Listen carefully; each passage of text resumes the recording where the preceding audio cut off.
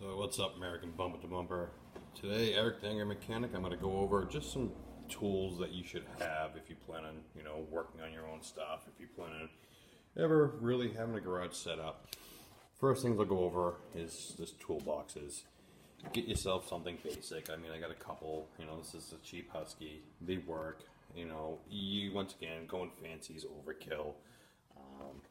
I got my, Viper tool storage, a little bit more expensive, but I have a problem with green. Loved it, fell in love when I saw it.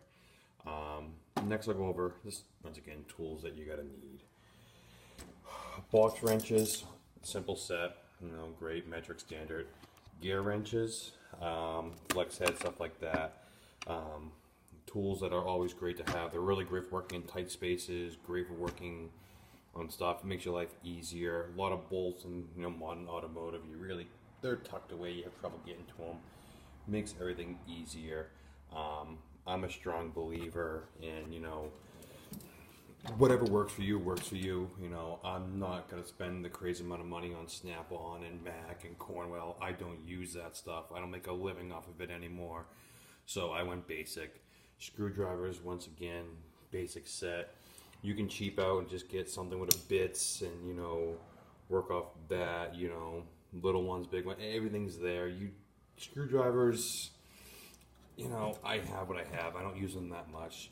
Same thing, pliers, just basic set, needle nose, side cutters, adjustable vice grips or knockoff vice grips, always great to have. Snap ring pliers. In reality, if you're a basic home mechanic, chances of you needing them, whatever. Long reach needle nose. These are great for working on hose clamps and hoses and stuff like that. Use them a lot and stuff. I'm going to some cool stuff. So I do a lot of work on motorcycles and small engines and ATVs. So I have an extensive collection. T-handle are well worth it. They make it easier getting into stuff. The other way you can go is a ball tip. You want to get a good set of the ball tip because those break a lot. When you go Allen, most of these kits include, the ones in bags. I have them, the replace ones, but get a nice kit. It's all labeled and in there because you lose them, they disappear, they fall into abyss. And this way, you know where you're working with, what size you have. Because most of them are never labeled, and you just play the guessing game, pulling out the bag, and you find when you fit. Just get something nice, simple. Once again, that was cheap. That was under 20 bucks. Get yourself some basic pry bars. Nothing fancy. You don't need to go crazy with that. I got a basic set. These are pretty cool. The roll head. Use those a lot. I really like those. I found those by accident and then ended up buying myself a set.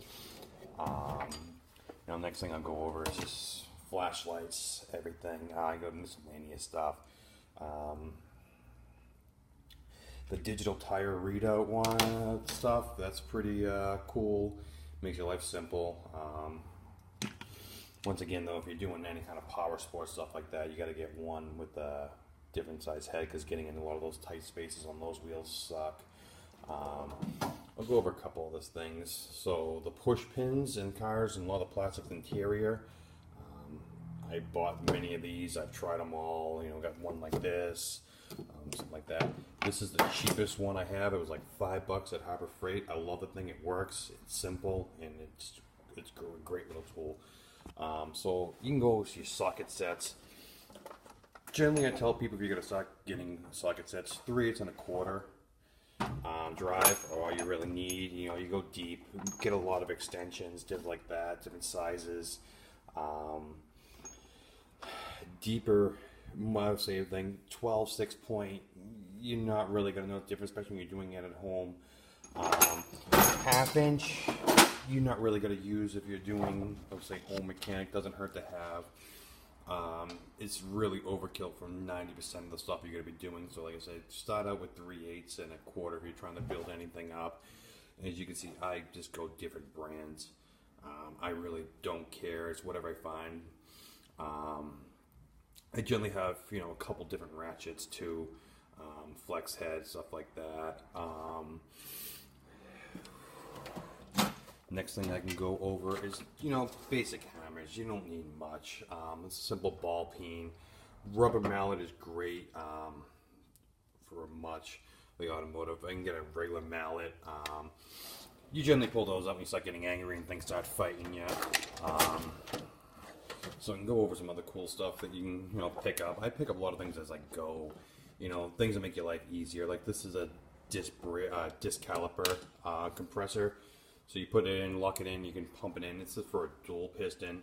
For single piston, they're not as hard. You can still go with your normal C-clamp and our water pump pliers, an old pad, and put it in. Other things you can use. Most people kind of shy away from electrical on cars. I know I'm not the greatest at it, but I can get around.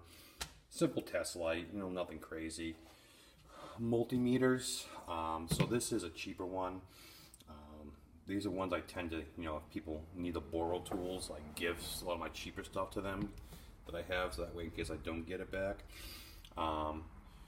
So this one doesn't have auto range. This is a Milwaukee one. It's a little more expensive.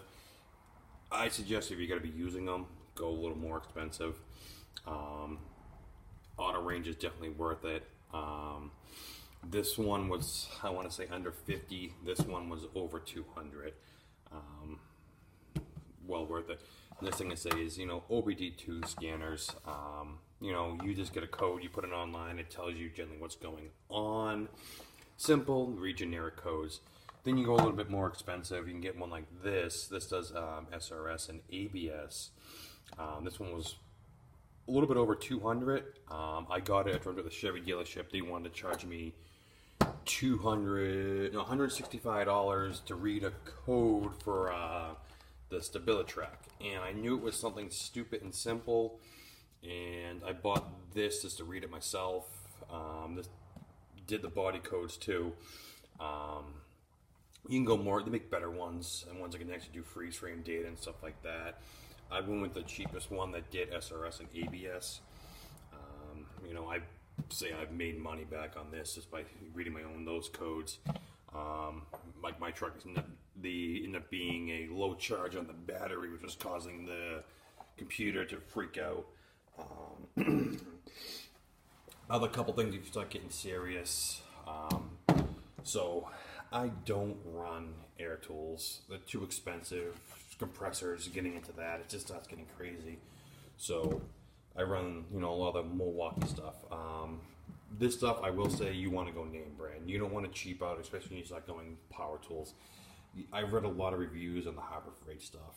They work, and they're cheap. But in my opinion, if you're spending this kind of money, you might as well spend the good money on, power tools. So the Milwaukee half-inch impact fuel, great for lug nuts, great for getting things stuck. The Milwaukee fuel ratchet, another great little tool, use that a lot. Then you got the non-fuel one, it's good, it doesn't really have any nut busting power. I use the 12 volt impact a lot on interior, little nits and screws, it just works. Other thing you want to get yourself into, especially when you start doing automotive more and more, this flex head socket extensions. Getting in tight spaces is your biggest problem when you're working on automotive. Same thing with these little gyro sockets. You can get them in there in tight spaces. They're not going to bust any nuts, but when you start getting in tight cramped corners and you already get the nut busted, you can throw that on there and kind of start pulling it out. Once again, another thing, get yourself a little extractor set, just something. Then you can go a little bit better and get some tap and dies. When these are coming up, you're having a bad day, but they work. So what else can we go over? Another thing you start looking into when you start realizing a lot of these tools are made by the same manufacturer, just rebranded. So you can save yourself money. So I got myself a Husky compressor. It is the exact same thing as a DeWalt, just it's black and says Husky. So this was, I think I paid around $300 for it. The DeWalt one was around $400. I could be off on that. I had bought it a while ago. And it'll take DeWalt parts. Everything on it's the same as a DeWalt. It's just cheaper and rebadged as Husky. So you can save yourself money on that. Like I said, tools are tools. If you're going big, you can make name brand stuff. But when you're going simple and you're doing it at home, you know, you're not going to lose money if your tool breaks. You're not going to kill yourself. You know, it'll still get done. What other stuff? The other thing I can say too is, you know, you can get yourself some creepers and seats and stuff like that. They work. Yeah, so the creepers and seats, I don't really use them much. I'm on the floor most of the time. I mean, you can get them. Once again, they're all the same. You can get a little more fancy. They make some pretty cool ones. But pretty expensive for how little I actually use them, so I wouldn't Jack's cheap one. You know, same thing. Jack stands, you know, I go a little bit more expensive. You don't want to go too cheap, but you don't need to go too expensive either. I mean, I got a low profile one because, you know, a lot of these cars now are coming from the factory low. You know, that's pretty much what I use for my tools. You know, if you get any other ideas or any of the things you say you need or use, you know, I like to hear them. But, you know, for as much as I work and, you know, these all work for me, you know, it's always great to have more. You know, what I do is generally is I tend to buy them as I go. You know, if I need something for a job, I buy it, you know, and that way I have it if I do it next time, or, you know, or if you know you're going to need something, you know, invest in it. There's certain things you invest in right away and other things you can go in, you know, but that is what it is.